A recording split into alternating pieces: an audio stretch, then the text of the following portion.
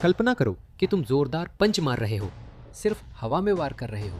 सोचो तुम उसे बार बार मार रहे हो और वो आदमी तुम्हारे सामने है। वो बस तुम्हारे हर वार को चकमा दे रहा है, हर बार तुम्हें बस 1 सेंटीमीटर की जगह छोड़ते हुए।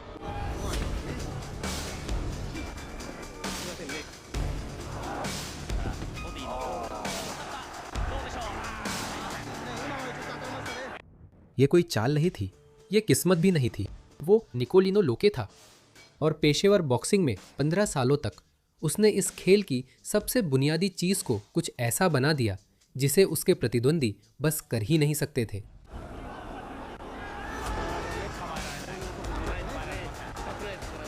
उसे द अनटचेबल कहा जाता था। यह नाम प्रेस कॉन्फ्रेंस में नहीं रखा गया था। हर वो आदमी जो उसके साथ रिंग में उतरता था आखिरकार ये फैसला मानता था।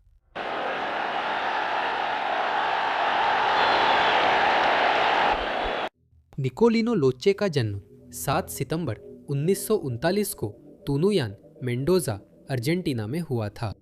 एक छोटा सा शहर जो इंडीज में बसा हुआ है, ब्यूनस आयर्स की रोशनी और विश्व बॉक्सिंग के बड़े मंचों से दूर। वह ऐसे माहौल में पले जहां बॉक्सिंग पेशेवर करियर नहीं था, यह जीवित रहने की प्रवृत्ति थी। ये तरीका था जिसमें तेज हाथ और उससे भी तेज रिफ्लेक्सेस वाले युवा अपना भविष्य बना सकते थे। और जब उसने किसी जिम में कदम रखा, ये स्पष्ट था कि लोकचे में टैलेंट के साथ कुछ खास था जो सिखाया नहीं जा सकता। जब तक वो प्रोफेशनल बना, लोकसे ने इतना अनोखा स्टाइल विकसित कर लिया था जो इतना गहराई से सहज था कि उसका कोई नाम ही नहीं था। वो बस उसी का था और उसने 15 साल दुनिया को यह साबित करने में लगा दिए, जिसे छू नहीं सकते उसे नॉकआउट नहीं कर सकते। यही वो रात थी जब द अनटचेबल वर्ल्ड चैंपियन बना और उसने वही किया जिसकी लोकचे से उम्मीद थी। लोकचे एक अंडरडॉग के रूप में टोक्यो गया। फूजी WBC के सुपर लाइटवेट चैंपियन थे। वह घर में हजारों दर्शकों के समर्थन में लड़ रहे थे। एक चैंपियन अपने शहर में विदेशी चैलेंजर के खिलाफ बेल्ट की रक्षा कर रहा था, जिससे लोग उम्मीद करते थे कि वह ताकत और मेहनत में पिछड़ेगा। माहौल बेहद जोशीला था और लोकचे उसी शांति से निकले जैसे किसी ने पहले ही तय कर लिया हो कि रात का अंत कैसा होगा।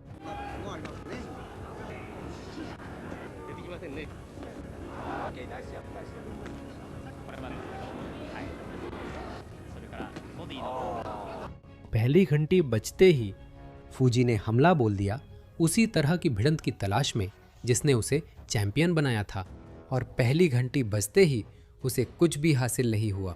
लोचे उसके ठीक सामने खड़ा हो गया, न पीछे हटा न बचा, बस वहीं खड़ा रहा और उसने फूजी को चूकने पर मजबूर कर दिया। बार बार बार बार बार बार।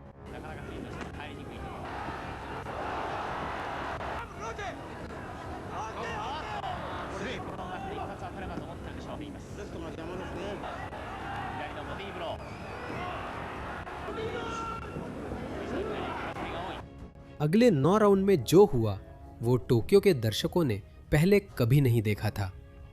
फूजी ने अपनी पूरी ताकत लगा दी, जैब्स, हुक्स, कॉम्बिनेशन, और लोचे ने सबको अपनी सहज नजाकत के साथ चकमा दिया। बस इतना पलटवार किया कि चैंपियन को हर चुके पंच की कीमत चुकानी पड़ी। कभी भी उस मुक्केबाजी में नहीं उलझे जिसकी फूजी को बेताबी से तलाश थी।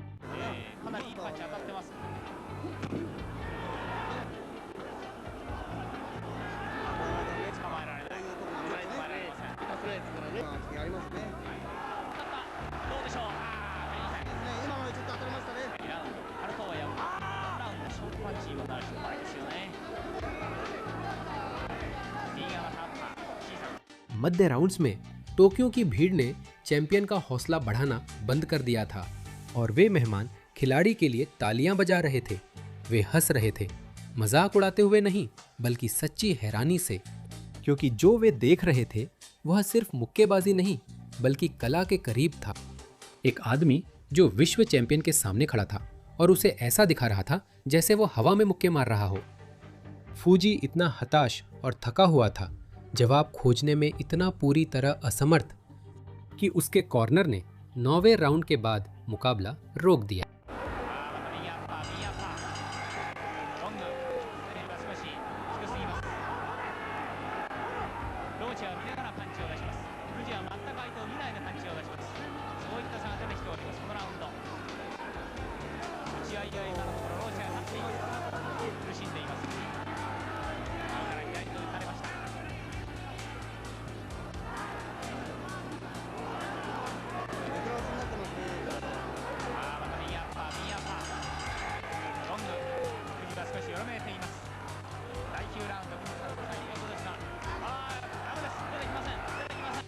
निकोलिनो लोचे WBC के नए लाइट वेल्टरवेट वर्ल्ड चैंपियन बन गए थे और उन्होंने यह खिताब इसलिए नहीं जीता था क्योंकि उन्होंने अपने प्रतिद्वंदी को नॉकआउट किया, बल्कि इसलिए क्योंकि उन्होंने उसका आत्मविश्वास इतना तोड़ दिया था कि उसका कॉर्नर ने तय किया कि रात खत्म हो गई थी।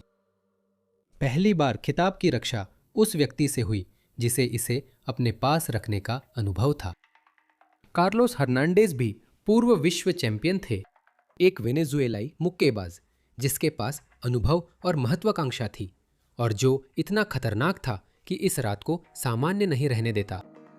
और एक क्षण के लिए दूसरे राउंड में लगने लगा कि असंभव भी संभव हो सकता है। 29 años para los dos. Agarró la derecha Hernández. Se debutó como rentado, curioso, ganando por nocaut. En el segundo. Caliente infighting, caliente, caliente en el del pantalón blanco. Tanto Hernández como Loche prestigian el. Hernandez ने लोकचे को पंच मारा जिससे champion गिर गया। Luna park के दर्शकों ने सांस रोक ली और पल भर को लगा कि कहानी अलग मोड़ ले सकती है। Bomba de Hernández frenó a Loche. Mal paso del intocable. Cayó Nicolino. Ha caído Loche. Un momento dramático.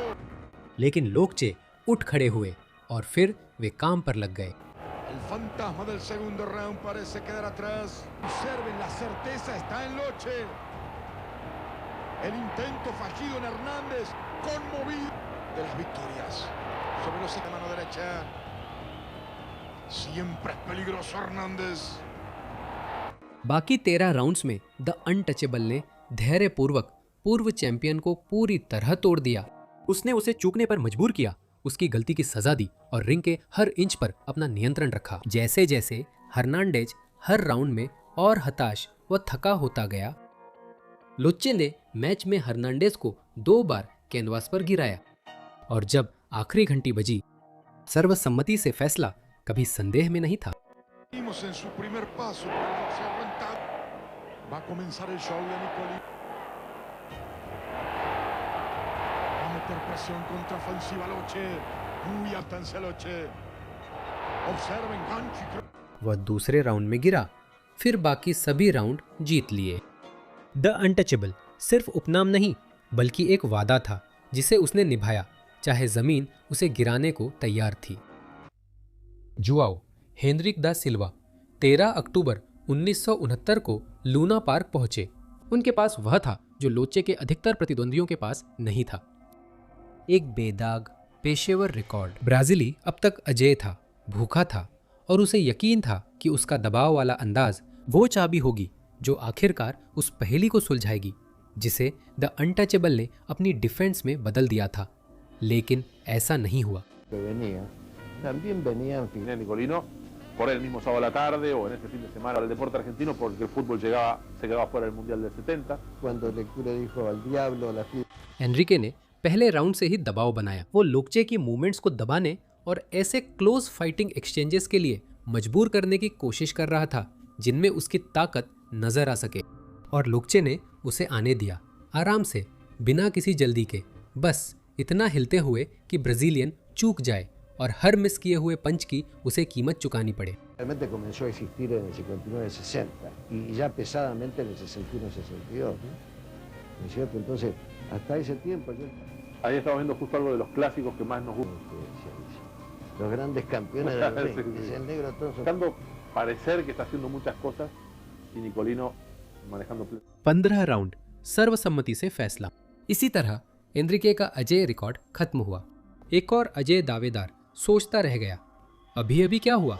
Champion की विरासत में एक और टाइटल डिफेंस जुड़ गया। Adolph Pruitt world super lightweight division में नंबर 1 थे। एडोल्फ प्रूइट आक्रामकता, दबाव और नॉकआउट के इरादे से ब्यूनस आयर्स पहुंचे। वो ऐसे बॉक्सर थे जो मानते थे कि अगर वो काफ़ी पंच मारे और काफ़ी देर तक पास बने रहें तो अंत में अनटचेबल भी गिर जाएगा। 15º y último round y Adolf Pruitt de los Estados Unidos.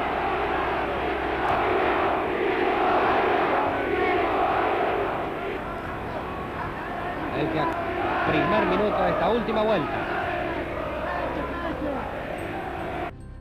उसने बहुत सारे पंच मारे, बहुत करीब बना रहा, फिर भी लोके नहीं गिरा। Muy buena izquierda de noche recién.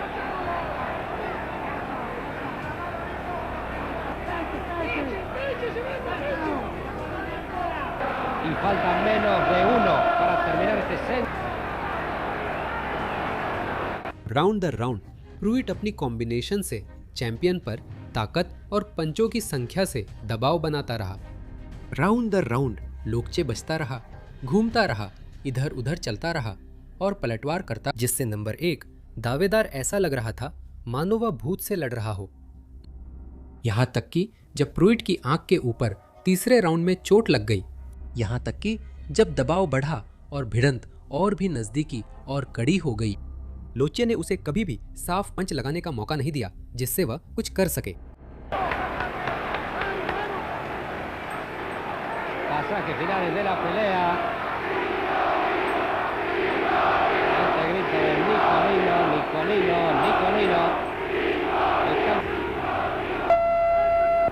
Queda por parte de Loche, por adentro esa derecha.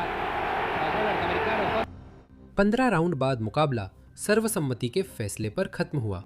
Score 149 से 144 और 149 से 145 थे। इससे एक स्पष्ट और दबदबे वाली जीत मिली, जिससे प्रूइट अभी भी रैंकिंग में नंबर 1 पर बने रहे, लेकिन वह अर्जेंटीना जाकर भी खिताब के पास नहीं पहुंचे।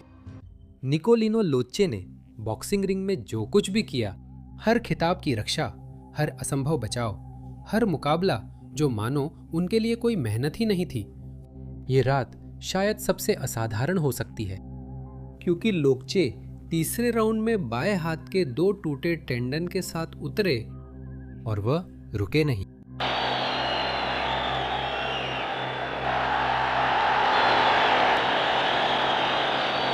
बरेरा कॉर्पस एक स्पेनिश साउथपॉ बॉक्सर थे जो साउथपॉ की रणनीति के साथ पूरी तैयारी से आए थे, जो खासतौर पर चैंपियन को भ्रमित और मुश्किल में डालने के लिए बनी थी।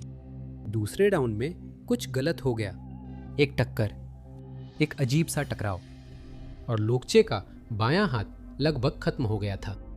ना कोई नील पड़ा था, ना ही दर्द था, बल्कि उनके टेंडन फट गए थे, जिससे बाकी मुकाबले में उनका हाथ बेजान होकर बगल में लटकता रहा। कोई और मुक्केबाज डॉक्टर की सलाह मानकर मुकाबले से हट जाता, लेकिन लोकचे आगे बढ़ता रहा।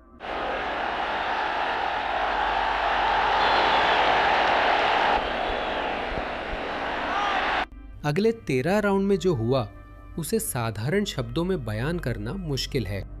लोकचे, जो लगभग एक ही हाथ से लड़ रहे थे, कॉर्पस को उसी सहज सटीकता के साथ चकमा देते रहे जिसने उनके पूरे करियर को परिभाषित किया था। सिर्फ हेड मूवमेंट, फुटवर्क और अपने रिफ्लेक्स का इस्तेमाल करते हुए नुकसान से बचते रहे और फिर चोट के बावजूद पलटवार करने और अंक बटोरने के तरीके ढूंढते रहे। 13वें और 14वें राउंड में उन्होंने चोटिल हाथ से कॉर्पस को डगमगाने पर मजबूर कर दिया। अंतिम घंटी बजने पर उन्होंने विभाजित निर्णय से जीत पाई। इसके अलावा उन्होंने 8वें राउंड से आगे का अधिकतर मुकाबला आंख के ऊपर कट के साथ लड़ा। फटे हुए टेंडन, आंख के ऊपर कट, 13 राउंड और विभाजित निर्णय से जीत। कुछ मुक्केबाज अपनी प्रतिभा के दम पर जीतते हैं, कुछ मुक्केबाज अपनी मजबूती के दम पर जीतते हैं, लेकिन लोकचे ने दोनों काम एक ही रात में सिर्फ एक हाथ से किए। इस मुकाबले को इतिहास ने सबसे ज्यादा उदारता से देखा है, क्योंकि उस रात ब्यूनस आयर्स में लोकचे का सामना करने वाला आदमी इतिहास के सबसे बेहतरीन लाइट वेल्टर वेट में से एक बन गया। Antonio Cervantes Kid Pambele. अगले साल वो WBA लाइट वेल्टरवेट खिताब जीतेंगे और वो डिवीज़न के इतिहास की सबसे बड़ी दबदबे के सबसे शानदार दौर में इसे बनाए रखेंगे। अपने करियर के अंत में उन्हें एक दिग्गज के रूप में याद किया जाएगा। दिसंबर 1971 में सर्वांतेस 24 साल के थे। वह वर्ल्ड टाइटल लेवल पर अजेय थे और उन्हें पूरा यकीन था कि वह लोकचे से खिताब छीनने के लिए तैयार है। De Buenos Aires, del púgil de Mendoza, en el final del combate. Luna park में 15 राउंड तक लोकचे ने भविष्य के कोलंबियाई चैंपियन को यह दिखाया कि कैसे एक महान मुक्केबाज को मामूली दिखाया जा सकता है। रक्षात्मक चकमा, हेड मूवमेंट और सेर्वांतेस की हर कोशिश को शांत और बिना किसी जल्दबाजी के बेअसर करना, सब कुछ वही था। लोकचे का पूरा हुनर जो उन्होंने अब तक के सबसे प्रतिभाशाली प्रतिद्वंदियों में से एक के खिलाफ दिखाया।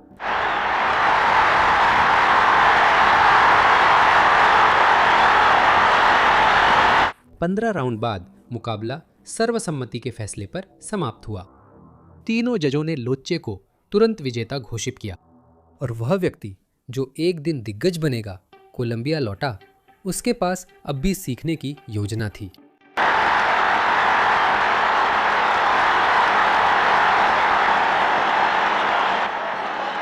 लोच्चे ने हाल ही में एक भविष्य के विश्व चैंपियन को हराया और ये उसके लिए एक सामान्य मंगलवार रात जैसा था। द अनटचेबल से टकराने वाले सभी लोग महान नहीं थे, लेकिन जो दिग्गज उसका सामना करने आए वे खेल के बारे में कुछ नया सीख कर ही लौटे। 7 सफल टाइटल डिफेंस, दुश्मन के क्षेत्र में जीती गई वर्ल्ड चैंपियनशिप और एक विरासत बनाई जो नॉकआउट्स पर नहीं बल्कि कुछ और दुर्लभ चीज पर बनी है। दुनिया के श्रेष्ठ बॉक्सरों का सामना करने की क्षमता और उन्हें बुरी तरह चूकने पर मजबूर करना, इतनी निरंतरता और इतनी खूबसूरती से कि आखिरकार उन्हें सोचना छोड़कर मान लेना पड़ा कि इस आदमी को छुआ नहीं जा सकता था। लगभग 2 दशकों तक चले करियर में 117 जीत, 4 हार और 14 ड्रॉ के रिकॉर्ड के साथ निकोलिनो लोच्चे आज भी डिफेंसिव बॉक्सिंग के प्रतीक हैं। एक ऐसा बॉक्सर जो अपने समय से आगे था, जिसके बड़े मुकाबलों के आधी सदी बाद भी हम उसका जिक्र करते हैं। वह रिंग में सबसे ज्यादा ताकत से मारने वाला नहीं था, उसे इसकी जरूरत नहीं थी। वह आदमी था जिसे कोई मार नहीं सकता था। और मुक्केबाजी में यह सबसे खतरनाक चीज हो सकती है।